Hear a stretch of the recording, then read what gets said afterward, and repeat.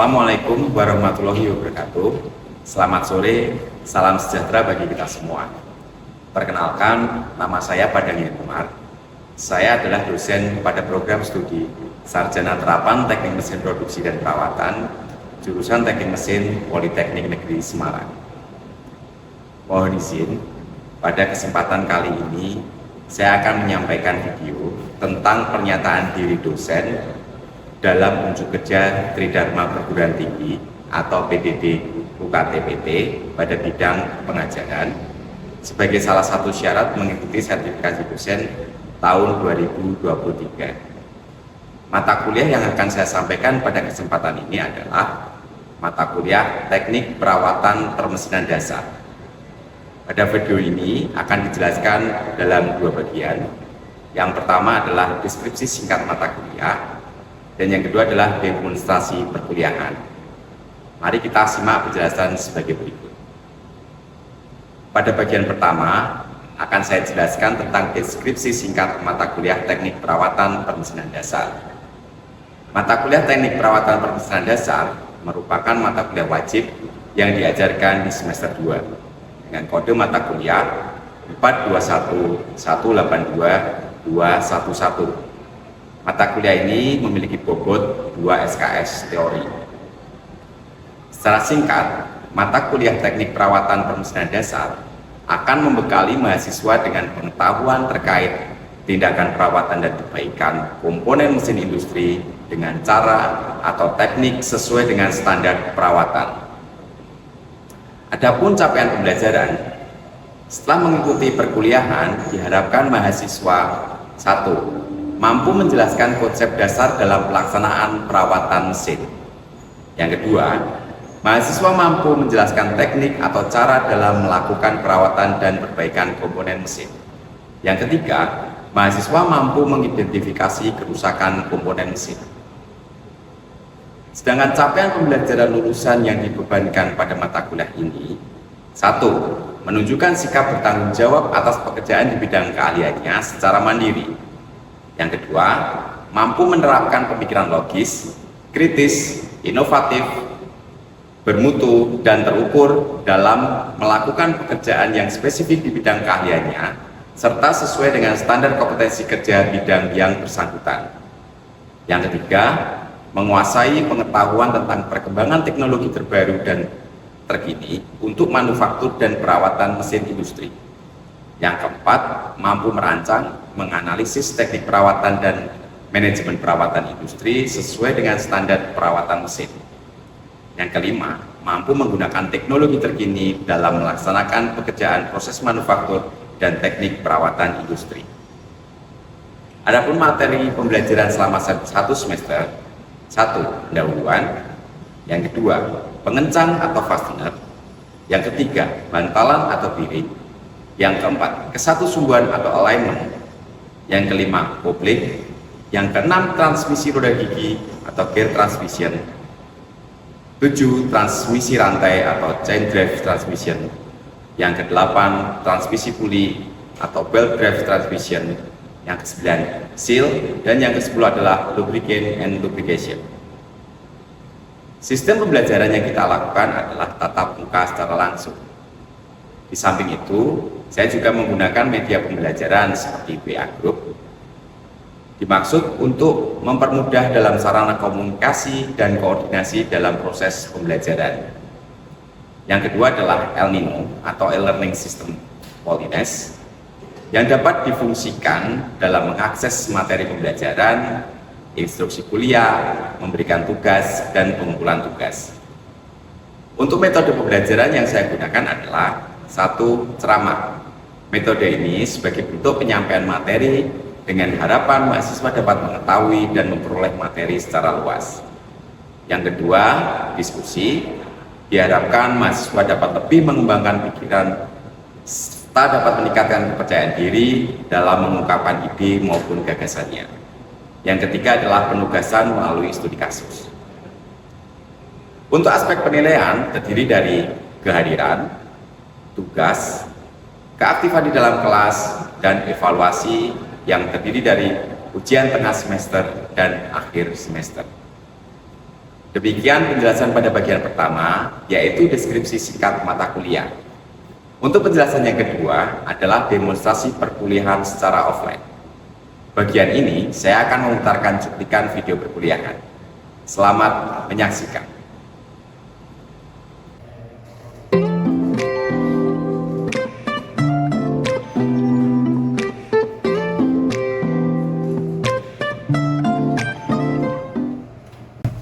Oke, selamat sore MS2. Siapa hari ini tidak masuk? MS2A 21 ya? Ya. Oke. Baik, mari kita buka untuk perkuliahan hari ini. Seperti biasa, ketua kelas pimpin doa. Belum mengawali kegiatan, berdoa menurut kepercayaan masing-masing, berdoa dimulai. Doa cukup. Salam sehat bagi kita semua ya. Bertemu kembali di minggu keberapa ini? Minggu ketiga, saya pikir sudah lupa. Minggu ketiga ya. Untuk mata kuliah apa? Teknik perawatan Desain dasar. Ya. Siapa tahu ingetnya ya elemen mesin nanti. Enggak ya? Oke, sebelum kita menginjak di pertemuan kali ini, saya akan mereview sejenak. Kira-kira masih ada yang ingat nggak topik minggu lalu? Teknik perawatan. Oh ya, gimana deh? Minggu lalu kita membahas tentang teknik perawatan, itu menggunakan kunci yang pas untuk seperti memecahkan atau melepas baut yang terpasang. Oke, ada yang mau nambahin? Rizik. Yaitu penggunaan tata cara penggunaan alat yang benar. Ya. Oke, ada satu lagi. Oke, gimana? Kemarin biasanya tentang perawatan mesin itu kita disuruh membuat suatu mesin itu, jadi kalau saat yang rusak bisa dibeli. Ya, jadi di minggu lalu kita membahas tentang penggunaan perawatan ya. Kemarin banyak sudah kita bahas terkait tentang peralatan yang digunakan. Ada satu nih, cek daya ingat. Kalau ingin mengencangkan baut ya dengan ukuran yang sama rata di antara baut 1, baut 2, baut 3, dan baut 4, kira-kira menggunakan kunci apa? Ya Pak, Apa sih? menggunakan kunci common. Menggunakan kunci common. Oke, jadi terima kasih. Jadi masih teringat ya pertemuan yang minggu lalu. Nah, ada yang tahu untuk pertemuan kali ini akan membahas apa? Belum. Ya, dulu sudah saya jelaskan waktu pertemuan pertama kontrak kuliah. Ya, di minggu ini kita akan membahas tentang materi bearing. Kira-kira apa itu bearing? Sebentar, saya akan tampilkan materi saya ya. Saat kalian membaca ini, ya topik kali ini pasti atau saya yakin kalian sudah pernah mendengarnya. Bener dah? Benar? Yang dari SMK Otomotif siapa? Rizik. Ya, Rizik. Istilahnya Rizik, jangan Rizik. Faisal. Ya, Faisal pernah dengar? Pernah. Bearing itu menggunakan istilah atau bahasa asing ya. Lebih kenal lagi kalau kalian menyebut bearing ini dengan istilah apa ya? Laker. Betul. Di dalam dunia lapangan ya atau di dunia umum sering sekali terdengar istilahnya ini malah menggunakan laker. Ya, jadi nanti mulai sedikit demi sedikit istilah laker itu harus kita familiarisasi diganti dengan gitu ya. Tapi untuk topik mata kuliah kita ini kita akan membahas dari sisi bagaimana merawat dan memperbaiki. Ya, kita fokusnya ini tidak dalam porsi kita merencanakan. Paham dulu ya? Oke. Sebelum masuk ke pengertian, cek sound dulu nih. Kira-kira yang lainnya, bearing itu komponen kalian temui di mana saat sudah teraplikasi itu di mana? Contohnya? Crank as, crankshaft. Oke. Satrio, apa yo? Pernah jumpain di mana yo? Laker ban atau bearing yang ada di poros ban. Oke. Sudah tahu semua ya kira-kira contohnya. Apa tadi yang masih agak harus kita luruskan nanti? Apa tadi Sam yang disampaikan bilang? Katrol ya. Katrol nanti jenisnya apa ini? Apakah katrol itu ada bearingnya? Nah, kita bisa bahas ya, karena nanti akan ketemu chain drive ya, akan ketemu rantai, akan ketemu sprocket. Nah, kira-kira topik yang lebih pasnya di mana? Gitu ya. Nah, kalau dari sisi pengertian bisa kita baca bersama ya, bahwa bearing tadi ada istilah laker ya, ada juga yang menyebut dalam istilah bantalan karena dia itu menumpu. Itu ya. Jadi kalau kita bahas bahwa sebuah elemen mesin yang berfungsi untuk membatasi gerak relatif antara dua atau lebih komponen mesin agar selalu bergerak pada arah yang diinginkan. Bearing menjaga poros agar selalu berputar terhadap sumbu porosnya, atau juga menjaga suatu komponen yang bergerak linier agar selalu berada pada jalurnya. Ini ada juga yang menyampaikan ini dari mobil tahun 2004 ya, bahwa bearing atau bantalan adalah elemen mesin yang mendukung bagian seperti poros yang berputar, meluncur atau bergetar di dalamnya atau di atasnya. Nah, tadi kalau kalian sudah menyebutkan contoh-contohnya, jadi ada beberapa komponen yang memang ditumpu oleh si bearing. Ya, nah komponen yang erat kaitannya dengan bearing di sini ada disebut ini apa? Poros atau nama lainnya bahasa lainnya as. Ya, ada sebuah poros nanti terhubung dengan sebuah komponen bearing agar mampu berputar terhadap sumbu porosnya. Bearing itu fungsinya untuk menopang poros agar dapat berputar. Tapi ada juga di sini kata lain, yaitu bergerak linier. Jadi bisa bergerak. Ada yang pernah lihat apa ya? Ini. Jadi bagian yang ini poros ya. Ini poros, kemudian ini ada bearing, ini ada bearing. Ini yang komponen ini juga bisa bergerak, bisa sliding. Gitu. Nah, ini juga disebut bisa masuk dalam kelompok bearing. Sekarang kita langsung topiknya adalah penggolongan atau pengelompokan bearing. Nah, kalau pengelompokan bearing ini dilihat dari rotary motionnya ya, penggolongan dari rotary motion atau putarnya. Dibagi menjadi dua, sliding bearing dan rolling bearing. Sliding bearing bisa juga orang menyebut dengan istilah plain bearing. Ya, ada juga yang menyebutkan dengan bantalan luncur. Istilah-istilah itu ya. Jadi kita menambah kosakata kita. Kemudian ada juga yang rolling bearing. Nah, mungkin kalian sudah familiar dengan rolling bearing. Cuma nanti kalau kalian menyebutkan pasti yang pernah dilihat hanya seolah-olah bentuknya bulat, bener nggak? Ya. Yang kalian jumpai hanya saat dibongkar tuh bentuknya bulat. Nama lainnya ya, nama lainnya botring.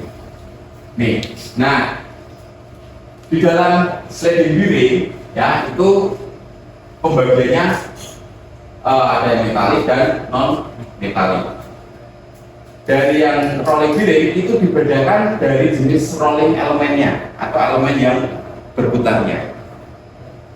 Nah, tadi sudah kita bisa sebut ball atau bola, bentuknya bola gitu ya. Kemudian yang jenisnya adalah roller. Nih.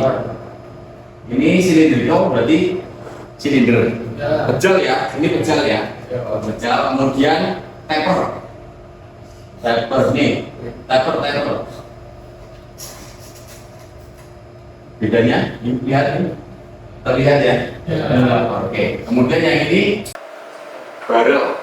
Barrel kayak tong ya kalau di koboi ya kayak ini. Barrel. Ada juga yang berbentuk ini loh. Itu kira-kira apa?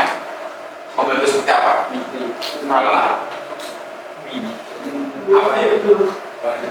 Apa? Seperti mikrol jarum. Ya, jadi kalau silindrikal ini tadi kan silinder ya, kalau yang mikro ini dia lebih memanjang. Nih. Sampai sini ada yang mau didiskusikan terlebih dahulu? Aman? Oke, lanjut ya. Adi mau tanya? Oke. Untuk pemakaiannya Pak? Pemakaian. Ya, yang setting sama roller bearing. Biasanya itu aplikasikan di mana? Ya. Dan nanti kita bahas di slide berikutnya. Ya, sabar terlebih dahulu. Jadi kalau nanti secara garis besar itu arti ada pembedaan di dalam penggunaan ya. Penggunaannya itu ada beberapa faktor. Beban yang bekerja, ya, pengaruh kecepatannya juga, ya aplikasinya itu, dua itu. Kemudian kalau yang mungkin otomotif, nah otomotif nih, teman-teman otomotif ini, yang bentuk slide ini kira-kira ditemui di mana? Ayo. Oke, Andika. Di crankshaft Pak. Di crankshaft. Ya. Mulai saat ini kalian sudah harus bisa membedakan bahwa bearing itu tidak selalu harus ada gunanya, tidak harus ada rolling elemennya, karena ada yang namanya bearing atau plain bearing atau bantalan luncur, atau nama lainnya juga friction bearing. Friction bearing berarti friction apa?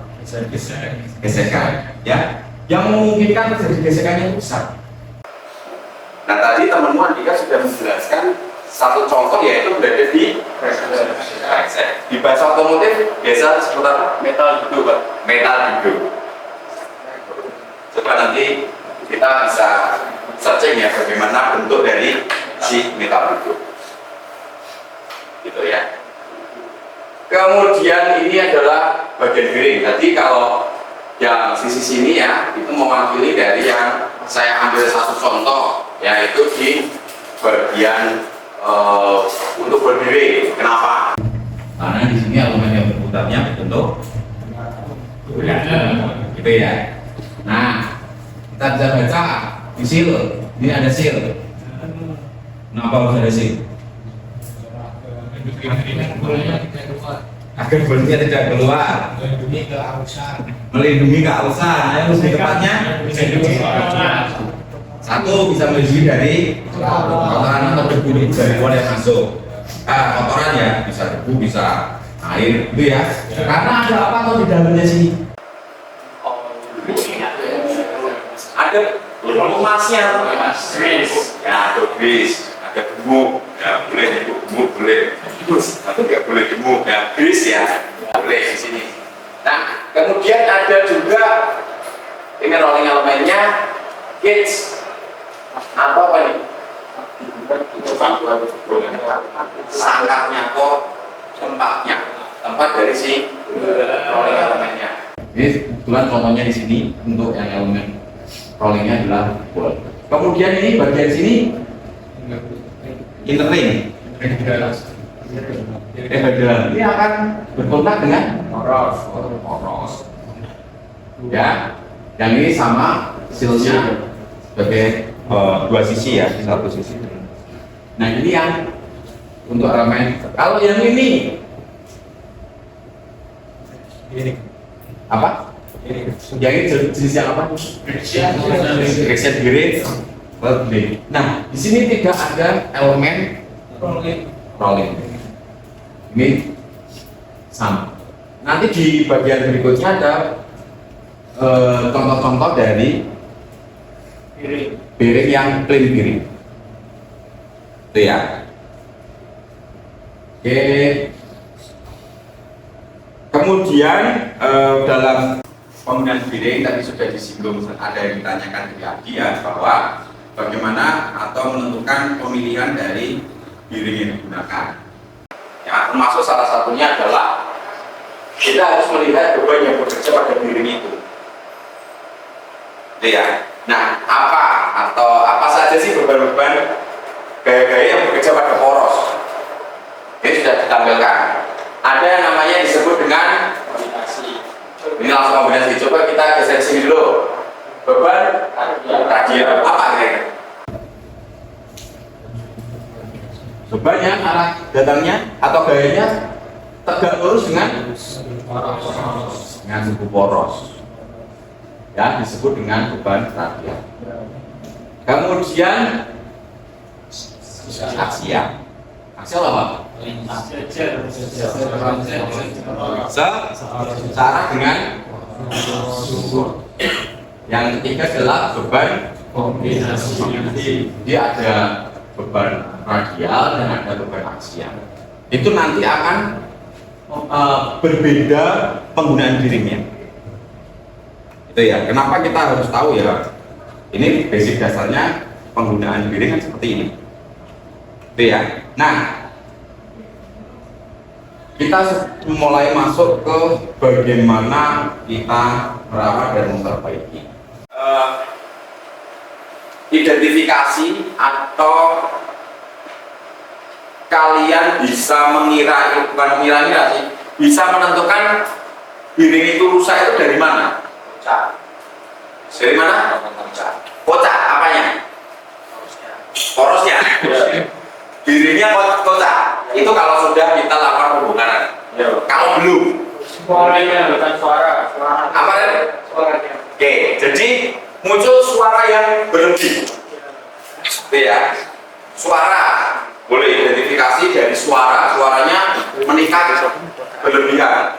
Ada lagi apa? Seret. Porosnya berputar jadi lebih lambat atau seret bahasa Jawanya tadi ya. Lebih lambat. Oke, bagus. Lainnya apa? Muncul getaran berlebihan. Jadi getaran berlebihan. Ada lagi?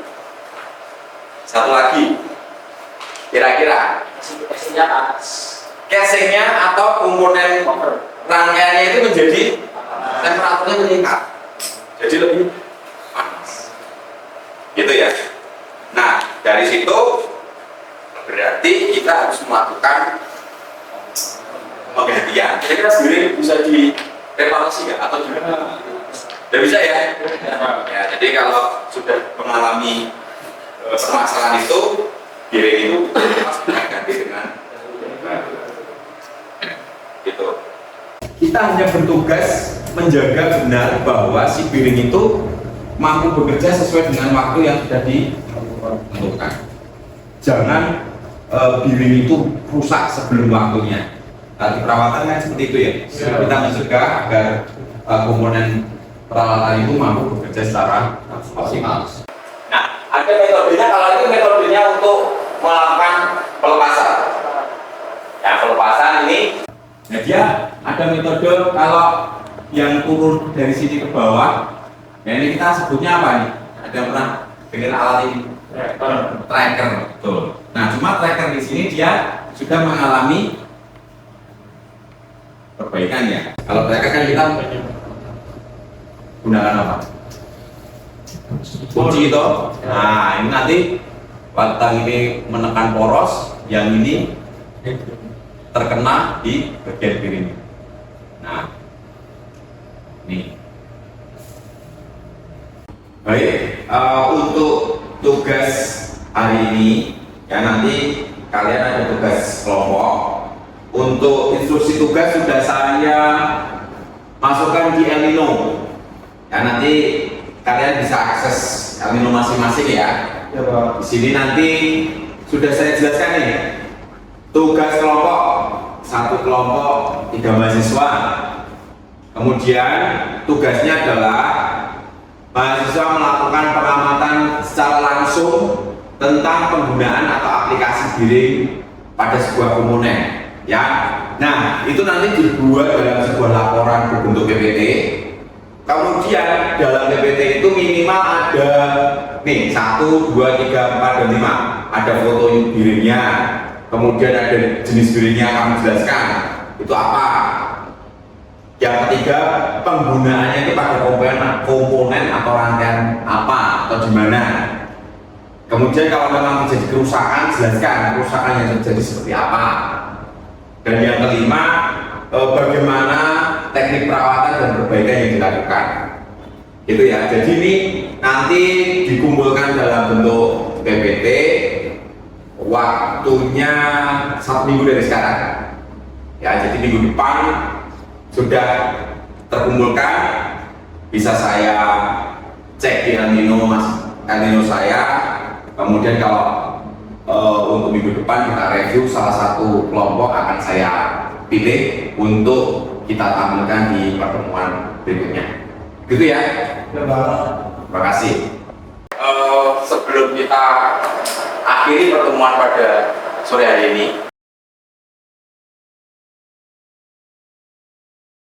atau mau ditanyakan? Cukup? Cukup. Baik. Tolong salah satu bisa menyimpulkan dari apa yang kita pelajari hari ini. Silakan. Biring itu dibagi jadi 2.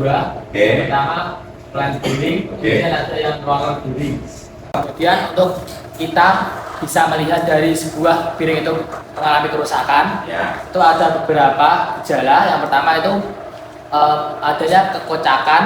Setelah dibongkar piring itu adanya kekocakan. Kemudian covernya itu panas, mengalami panasan. Kemudian ada gaya yang berlebihan. Kemudian ada kebocoran. Oke, kasih plus buat. Oke.